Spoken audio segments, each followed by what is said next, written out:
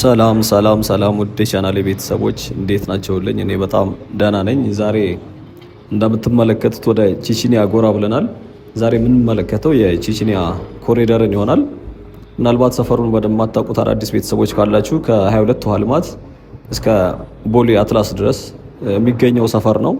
እንግዲህ ይህ ሰፈር በብዛት ከዚህ በፊት ይታወቅ የነበረው በምሽት ክለቦች እንደዚሁም ደግሞ በእንደዚህ በጫት ቤቶች መሰል ንግዶች ወይም ደግሞ በእንዲህ አይነት በተለይ ደግሞ ምሽት ላይ በሚበዙ አንዳንድ ከኢትዮጵያ ሞራላዊ ያልሆኑ እንደዚሁም ደግሞ በሕግም በማይደገፉ አይነት ቢዝነሶች የሚታወቅ ሰፈር ነው የነበረው።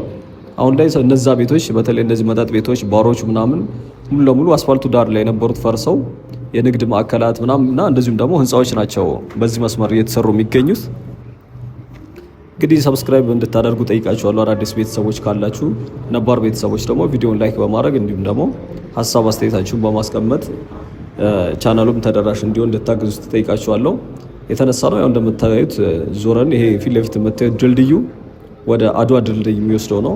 ይሄ ባልደራስ እንደዚሁም ደግሞ ወደ ሲግናል ወይ ደግሞ ሴቶች አደባባይ ወደ ካሳንቺስ አቅጣጫ የሚወስደው መንገድ ማለት ነው። አስፋልቱ ቀጥታው ተሻግራችሁ በድልድዩ ማለት ነው። ወደ ቀኙ 22 ማዞሪያ ሲሆን ወደ ግራ ደግሞ ወደ ኡራኤል ቤተክርስቲያን ወይ ደግሞ ወደ መስቀል አደባባይ የሚወስደው ሰፈር ነው። እንግዲህ ከዚህ ተነስተናል እንደምታዩት በግራም በቀኝም አሁን ላይ የቼችኒያ መስመር ትልልቅ ሰማይ ጠቀስ ህንፃዎች እየተሰሩበት ነው የሚገኘው። ከዛ ባሻገር ደግሞ ትምህርት ቤቶች፣ ፖሊስ ጣቢያዎች፣ ባህላዊ ምግብ ቤቶች መሰል ንግዶች አሉ። እንዲሁም ደግሞ ይሄ የፔትሮሊየም አቅራቢዎች ዋና መስሪያ ቤት፣ አንዳንድ የኢንሹራንሶች ዋና መስሪያ ቤቶች አሉ፣ በርካታ ቤቶች። ከዛ ባሻገር ደግሞ ሬስቶራንቶች፣ ስጋ ቤቶች እንዲሁም ማሳጅ ቤት የመሳሰሉ ቢዝነሶች በዚህ መስመር አሉ። ከቅርብ ጊዜ ወዲህ ግን በጣም እዚህ ሰፈር ላይ ኮመን እየሆነ የመጣው የመኪና መሸጫዎች በጣም በበርካታ በዚህ በግራም በቀኝም በርካታ ቤቶች በተለይ ወደ ታች ወደ አትላስ ልንቃረብ ስንል ሰፈሩ በሙሉ እነዚህ በተለይ በመጠጥ ቤት ይታወቁ የነበሩ እንዳልኳቸው ወደ ንግድ እየተቀየሩ ነው ብያቸዋለሁ። እነዛ አካባቢ እዚህ አካባቢ እየበዙ ከመጡ ነገሮች ውስጥ አንዱ የመኪና መሸጫ ሱቆች ብዙዎች አሉ። አሁን እንግዲህ ኮሪደሩ ከተጀመረ በኋላ ደግሞ ታድሰው ቤቶቹም ዳር ላይ የሚገኙት እድሳት ተደርጎላቸው ወደ ቢዝነሱ እየተመለሱ ነው የሚገኙት። እንግዲህ ያው ዋናው አስፋልቱ እንደምታዩት አልቋል። ይሄ የእግረኛ አሁን እኔ እየሄድኩ ያለሁበት የእግረኛ መንገዱ ከሱ በስተቀር ዋናው አስፋልቱ ኦልሬዲ ያለቀ ነው። ዳሩ ላይ ነው የሚቀረው። እንግዲህ እኔም እስከ አትላስ ሆቴሉ ድረስ ወይ ደግሞ ያው አትላስ በተደጋጋሚ ስለምናየው እዛ ፕሮጀክት ስላለ ታውቁታላችሁ። እንዲሁም ደግሞ ባለፈው ከአትላስ ተነስቼ የዚህ የጀነራል ሰዓረ መኮንን ጎዳና የሚባለው እስከ ቦሌ ሩዋንዳ ድረስ እሱን አስጎብኝቻችሁ ነበር። ይቀረን የነበረው ይሄኛው ነበር። በእርግጥ ከዚህ በፊት ይሄም አይተነዋል። ያው አፕዴት ያለውን አፕዴት ለማሳየት ድጋሚ ነው ወደዚህ የተመለስኩት። ቆየት ስላልን የተወሰነ በእርግጥም ለውጦችም አሉት። እንግዲህ እንመለከታለን። አንዳንድ ቦታ ላይ የውስጥ መስመሮች አስፋልት እየተደረጉ ነው። ምናልባት ሃይላይት ላይ ትንሽ አይታችሁ ከሆነ እነሱንም እያየን የዚህ ደግሞ ግሪን ኤሪያ አሁን እኔ ያለፍኩ ያለሁበት መንገድ እንደምታዩት ቀይ አፈር አለ። ከዛ በኋላ የችግኞች ምናምን ተተክለውበት ግሪን የሚደረገው ቦታ ላይ ነው። በአጠቃላይ እግረኛ መንገዱ ካልሆነ በስተቀር የአስፋልቱ ፓርት እያለቀ ነው የሚገኘው። በኮንስትራክሽን ላይ የሚገኙ ወይም ደግሞ እየተሰሩ ያሉ ህንፃዎችም አሉ። እነሱን እየጎበኘን እስከ አትላስ ድረስ አብረን የምናመራ ነው የሚሆነው ማለት ነው። እንግዲህ ሌላ ደግሞ አዲስ የከፈትኩት ቻናል አለ እንደምታውቁት፣ ኮመንት ሴክሽን ላይ ሊንኩን ታገኙታላችሁ። ምሽት ላይ መረጃዎች ሼር የምንደራረግበት ቻናል ነች፣ አዲስ የተከፈተች ናት። እሷንም ሰብስክራይብ በማድረግ እንድትቀላቀሉ ጠይቃችኋለሁ። ሌላው እንግዲህ እዚህ አካባቢ እንዳልኳቸው ሆቴሎች በብዛት ይገኛሉ። ዙሪያው ያው መንደሩ ውስጥ አሁን ላይ ሌላው የሪል ስቴት ተቋማቶች በብዛት ወደዚህም አካባቢ መጥተዋል። ባለፈው 22 ማዞሪያ ስናይ ነበር። በተለይ ትምህርት ቤቶቹ አካባቢ፣ ስቴዲየሙ አካባቢ ምናምን ሪል ስቴት ተቋማቶች በብዛት አዳዲስ እየተሰሩ ይገኛል። እዚህም አካባቢ አሁን መንደር ውስጥ አብዛኛው በግራም በቀኝም ብትሄዱ ይሄ ቀበሌ ቤቶች፣ ትንንሽ አይነት ቤቶች ይበዛሉ። የጭቃ ቤቶች ምናምን በርካታ ቤቶች አሉ። ያው የድሮ ሰፈር ስለሆነ ሰፈሩ የጥንት ሰፈር ነው። የ22 ማዞሪያ አቅራቢያም ነው። በመሀላቸው አንድ መስመር ነው ያለው። እሱ ምናልባት በታችኛው በኩል ኮሪደር አለው። ከዚህ ከዋናው ስቴዲየም ጀምሮ ከአዲያባ ስቴዲየም ወደ ውስጥ ወደ መንደር የሚያስገባ አለ። እሱም ባለፈ አይተን ነበር። እስኪ ዛሬ ደግሞ ይሄኛው ነው የቀረን። እንግዲህ እንደዚህ በየመታጠፊያዎቹ አንድ አዲሱ አስፋልት የሚባለው ቅርብ ነው። ነገራችን ላይ ይሄ መታጠፊያም ወደዛ ነው የሚወስዷቸው። አሁን ይሄ ቪትሱ የሚገባው በግራ በኩል ማለት ነው። በቀኝ በኩል ያው የዑራኤል ቤተክርስቲያን በስተጀርባ ነው። መኖሪያ መንደር ብቻ ነው ያለው። ከዛ ውጭ ሌላ የምታገኙት ነገር የለም። የቀበሌ ወረዳዎች ምናምን ካልሆነ በስተቀር መንደር ነው። መንደሩም እንዳልኳችሁ ብዙ የቀበሌ ቤቶች የሚገኙበት አነስ ያሉ ቤቶች ያሉበት ነው። ሌላው እንግዲህ እዚህ ሰፈር ያው ትምህርት ቤት አለ ብያቸዋለሁኝ። የዶክተር አዲስ አለማየሁ ትምህርት ቤት እሱም እየተስፋፋ ነው የሚገኘው። ሌላ ህንፃ እየተጨመረ ነው እዛው ግቢ ውስጥ። እሱ እንመለከታለን። ያው ዶክተር አዲስ አለማየሁ የማያውቃቸው ሰው ያለ አይመስለኝም። በኢትዮጵያ የስነ ጽሁፍ ውስጥ ስማቸው በትልቁ ከሚነሱ ታላቅ ደራሲ እንደዚሁም ደግሞ ፖለቲከኛም ነበሩ፣ የዲፕሎማትም ነበሩ። የተለያየ ሀገር ዩናይትድ ኪንግደም፣ ኔዘርላንድ፣ ኢሮፓ ዩኒየን እዛ ድረስ በመሄድ ኢትዮጵያን ወክለው ብዙ አገልግሎት እንደሰጡ ከዚህ በፊት ይህንን ፕሮጀክት ስናይ ነግራችሁ ነበር። የእሳቸው ማስታወሻ የሚሆን ትምህርት ቤት አለ። እሱንም ተሻግሬ በዛኛው በኩል ነው፣ እሱንም አስጎበኛቸዋለሁ። የህንፃው ግንባታም ወይም ደግሞ እየተስፋፋ ነው ብያቸዋለሁኝ። በፊት ትንሽ የአንድ ህንፃ ብቻ ነበረች፣ አሁን ተለቅ ያለ ህንፃ እየተጨመረለት ነው። እሱንም እንጎበኛለን። እንግዲህ እሳቸው በዋናነት የሚታወቁት ያው ብዙ ሰው የሚያውቃቸው ፍቅር እስከ መቃብር በሚለው ጽሁፋቸው እንግዲህ እዛ ላይም በተለይ ያው ሙያ ያላቸው አዋቂ ጸሐፊያኖች በትልቁ ነው ደሳቸው አክብሮት ያላቸው። በተለይ በዚህ በቤተ ክርስቲያን አጻጻፍ ዘይቤ ወይ ደግሞ በቅኔ እንደሚጽፉ እንደዚሁም ደግሞ በነበሩበት ዘመን የፊውዳል ሲስተምን ይተቹን የነበሩ ታላቅ ጸሐፊ እንደነበሩ እንዲሁም ደግሞ ኢትዮጵያን ወክለው የተለያየ ሀገር በመሄድ ታላቅ አበርክቶ አስተዋጽኦ እንዳደረጉ ከዛ ባሻገር ደግሞ ኢቭን በደርግ ኃይለሥላሴ ዘመን ካለቀ በኋላ ደርግም ሌላ ስልጣን አቀርቦላቸው እሳቸው በቃኝ እንዳሉ ከዚህ በፊት በነበረው ቪዲዮ እንትን ብያቸው ነበር። የተወሰነ ሃይላይት አቀርብላቸው ነበር። እንግዲህ ትምህርት ቤቱ ጋር እየደረስን ነው የምንገኘው። እዛ ቀኝ በኩል መታየት ዶክተር አዲስ አለማየሁ የሚባለው ትምህርት ቤት እሱ ነው። ከዚህ በፊት እስከ 9 እና 10 ብቻ ነበር የሚያስተምረው። አሁን በዚህ በግራ በኩል ከነዚህ ከምታዩቸው ቤቶች ከህንፃዎቹ ባሻገር ሌላ አንድ አስፋልት አለ። ከዚህ ከአክሱም ሆቴል አካባቢ ይነሳና በቀጥታ ወደ መስጊዱ አዲሱ ስቴዲየም አዲስ አበባ ስቴዲየም ድረስ ያለው እሱ ፊት ለፊት ድረስ የሚያስገባ አንድ አስፋልት አለ። አይታችሁት ከሆነ ያው ተደጋጋሚ ስለምናየው ወደዚያ መስመር ሙሉ አስፋልት ነው ከአክሱም ሆቴል ጀምሮ። እዛ መስመር ላይ ኤሌመንተሪ ትምህርት ቤቶች አሉ በርከት ያሉ እንግዲህ እስከ 8 ድረስ ብቻ የሚያስተምሩ ማለት ነው። ከዛ በኋላ ቀጥታ የሚመጡት ወደዚህ ነው። ይሄኛው 9 እና 10 ያስተምር የነበረው ለዛ ነው። ከዛ በኋላ ግን 11 እና 12 ማስተማር ጀምሯል። ስለዚህ ሰከንደሪና ፕሪፓራቶሪ ትምህርት ቤት ሆነ ማለት ነው። እንግዲህ የምታዩት ይሄ ነው። በጣም ትንሽ ይሄ ነው የነበረው። እዚህ ፊት ለፊት ላይ ቆርቆሮ ቤት ነበረች አስታውሳለሁኝ። ማለት ኖርማል ቪላ አይነት ቤት በቆርቆሮ ቤት ኢቭን የዳይሬክተሩም ቢሮ እንደዛ ነው የነበረው። ህንፃዋ ብቻ ናት የነበረችው። ለ9 እና 10 ብቻ ተብሎ የተሰራ ትምህርት ቤት ነው የነበረው። አሁን ላይ እንደምታዩት ማስፋፊያ የተደረገለት ህንፃ እየተገነባም ነው የሚገኘው። እንደምታዩት ይሄ ነው እንግዲህ ትምህርት ቤቱ። ከዛ ከአሮጌው ህንፃ በስተጀርባ ያው ኳስ ሜዳው ምናምን የሚገኝበት ሰፈር ነው። ከዚህ እንግዲህ አለፍ ስንል ደግሞ የሚገኘው ሌላው እዚህ አካባቢ ይሄ ክለብ ኤችቶ የሚባል ቤት ነበር። እዚህ ፊት ለፊት ደግሞ መታየት አካባቢ የዚህ ጭፈራ ቤቶች ምናምን ነበሩ በርከት ያሉ። ያው እዚህ አካባቢ ሌላው በደንብ የሚታወቀው እንደምታውቁት ቺቺኒያ ሲባል ብዙ ሰው ያውቀዋል። በመጠጥ ቤቶች ነው በደንብ የሚታወቀው፣ በጭፈራ ቤቶች። ምሽት አካባቢ ቀን እንደውም ተቃራኒ የሆነበት ነው። ቀን ጭር ያለ፣ ምሽት ላይ ደግሞ በጣም የሞቀ ሰፈር ነው የነበረው። እንግዲህ ጫት የሚሸጡ ጀብሎ የሚሸጡ የተለያየ ነገር የሚሰሩ ምናምን ሴቶች ምናምን በዚህ መንገድ ላይ ምሽት ላይ በርከት ያለ ሰው ነው የነበረው። አሁን ላይ ወደ ተለቅ ያለ የተሻለ አይነት የቢዝነስ ኤሪያ እንደዚሁም ደግሞ ስማርት ኮሪደር እየሆነ ነው ያለው። እንደምታዩት ኦልሬዲ የመንገድ ዳር ፖሎች እየተገጠሙ ነው የሚገኙት። ትልልቅ ሞሎች እየተሰሩ ነው። በፊት እንግዲህ ክለብ ኤችቶ ከሚባለው ወይም ደግሞ የወሊ ህንፃ ውጭ እዚህ አካባቢ ምናልባት ቀድም ካየናቸው ወደ ኋላ ከተመለስን አንድ ህንፃ ነበረች። ከዛ ውጭ እንዳለ ትንንሽ ቤቶች ነው የነበሩት። በላሜራ የተሰሩ በራቸው አካባቢ ከበስተጀርባቸው ግን በጭቃ የነበሩ ያረጁ አይነት ቤቶች ናቸው የነበሩት። እንግዲህ አሁን የእግረኛውን መንገድ በደንብ ሰፋ ተደርጓል። እዚህ ጋር እንደማየው ጠበብ ያለ ነው የነበረው።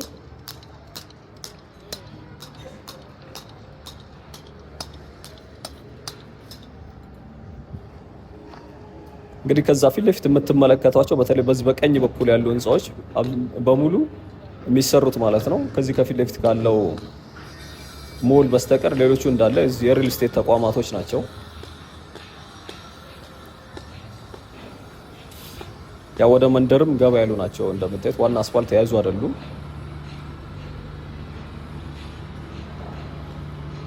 እንግዲህ እዚህኛው አካባቢ የውስጥ ለውስጥ አስፋልትም እየተሰራ ነው ያልኳችሁ በዚህ በኩል ነው።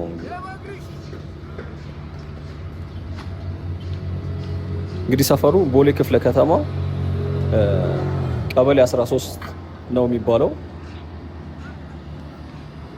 በምስራቅ አዲስ አበባ የሚገኝ ሰፈር ነው።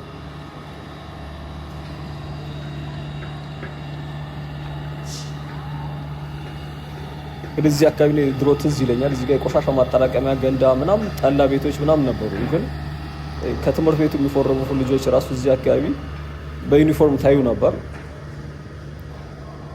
ሌላው እንግዲህ የሆነ ሰዓት በተለይ ቆይቷል በእርግጥ ሚዲያ ላይ ከሰማሁት እንትን አብዛኞቹ የጥናት ጭምር ማለት ነው አብዛኞቹ ጫት ቤቶች የጠላ ጠጅ ቤቶች ምናምን እንትን የሚባሉት ተማሪዎችና ወጣቶች ታርጌት እያደረጉ እዛ አካባቢ እንደሚመሰረቱ በተለይ ኮሌጆች ምናምን አካባቢ እንደዚሁም ደግሞ የሰከንደሪ ሃይ ስኩሎች ላይ እዛ አካባቢ እነሱን ወጣቶችን ታርጌት በማድረግ ቢዝነሶቹ እንደሚቋቋሙ የሆነ የጥናት ሚዲያ ላይ ሰምቼ ነበር።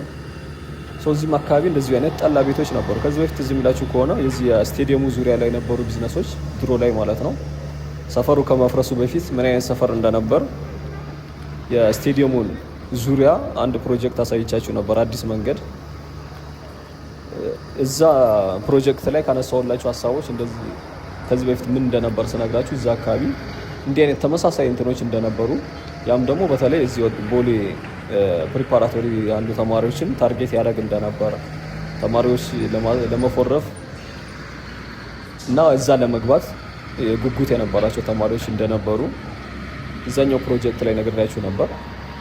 እንግዲህ አሁን ላይ እንኳን ብዙ እንደዚህ አይነት ነገር ምናልባት የሚቀንስ ይመስለኛል። ሙሉ ለሙሉ ባይጠፋ እንኳን በአንድ ያው መጥፋት ባይቻልም እዚህኛውም አካባቢ አሁን መሻገሪያው ጋር የነበረው እንግዲህ አስፋልት ሲሰራ እንዳያችሁት ሱቆችና ከዛ ውጭ ደግሞ ወደ መንደር ስትገቡ መኖሪያ ቤቶች ነው የምታገኙት።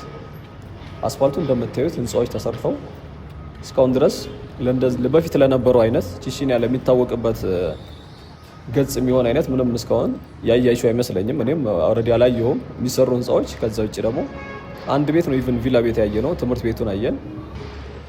ከዛ ውጭ በመስታወት የሚሰሩ ለንግድ የሚሆኑ ቤቶችን ተመልክተናል። ከዛ ውጭ ግን እንግዲህ ዙሪያው ጥቅጥቅ ያለ ኦልሞስት ህንፃ እየሆነ ነው የሚገኘው።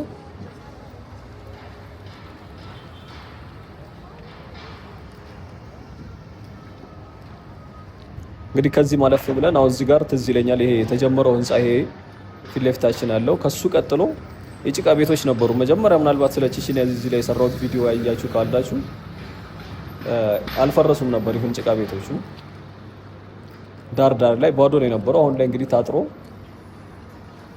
እነዛም ቤቶች የሉም። ከጀርባቸው እንደምታዩት ትልልቅ ህንፃዎች እየተገነቡ ነው የሚገኙት። እነዚህ ይሄ ስፍራ ማለት ነው ዮሊ ወይም ደግሞ ክለብ ኤችቶ የሚባለው ቤት ደግሞ የፊት ለፊት የምታዩት ህንፃ ነው። ትንሹ ማለት ነው። ይሄ በቀኝ በኩል ያለው ትንሹ ህንፃ ነው የነበረው። እዚህ አካባቢ ሌላ እሱ ነው የነበረው ህንፃ የሚባል ድሮ ላይ ማለት ነው በፊት። እነዚህ በሙሉ የምትመለከቷቸው ቅርብ ዓመታት የተሰሩ ናቸው። ይሄ አሁን ህንፃው የሚሰራበት እነዚህ ዙሪያ ላይ በሙሉ መጠጥ ቤቶች ናቸው። ኢቭን አሁን እኔ ቆምኩበት ስፍራ ላይ ራሱ ትንንሽ ቤቶች ፊት ለፊታቸው ላሜራ የሆነ ጀርባቸው ደግሞ በጭቃ የሚሰሩ አይነት ቤቶች እና ደግሞ በጣም ጠበብ ያሉ ምሽት ላይ በጣም የሚረብሽ አይነት ይሄ ዲም ላይት ያላቸው ያው አላማቸው ሙሉ ለሙሉ ይሄ ባር እንደዚሁም ደግሞ ፐብ ምናምን የሚል ጽሁፍ ነው የነበራቸው እንግዲህ ልዩነታቸውን አላውቅም፣ ባርና ፐብ ምናምን ምን እንደሆነ። እንደዚህ አይነት ቢዝነሶች ናቸው የነበሩት። አሁን ላይ ግን እንደምትመለከቱት የለም። ቺቺኒያ ድሮ አይለችም አሁን።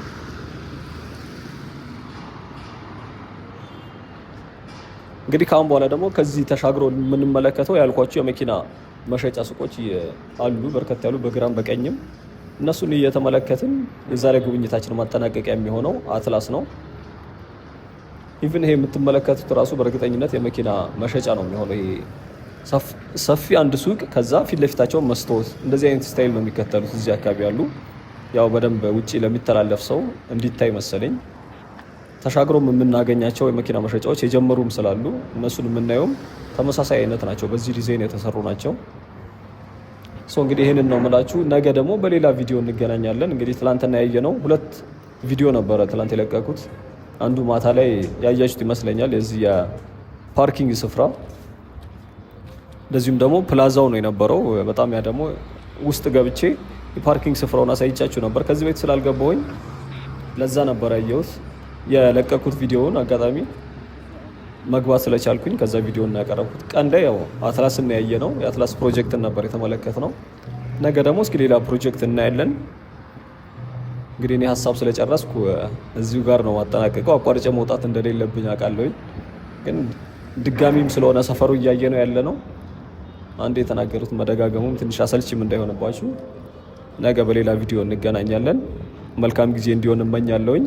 ሰብስክራይብ ያላረጋችሁ ኮመንት ሴክሽኑ ያለውም ምሽት ላይ የዕለቱን ሪል መረጃዎች ብቻ እዛ ላይ ሼር የምንደራረግበት ነው። ሰብስክራይብ አድርጉ። ይሄኛውም ቻናል ሰብስክራይብ ያላረጋችሁ ካላችሁ ሰብስክራይብ ብታደርጉ ደስ ይለኛል። ሀሳብ አስተያየታችሁ ከተመቻችሁ ደግሞ ላይክ ማድረጉን አትርሱ። ቻው፣ መልካም ጊዜ።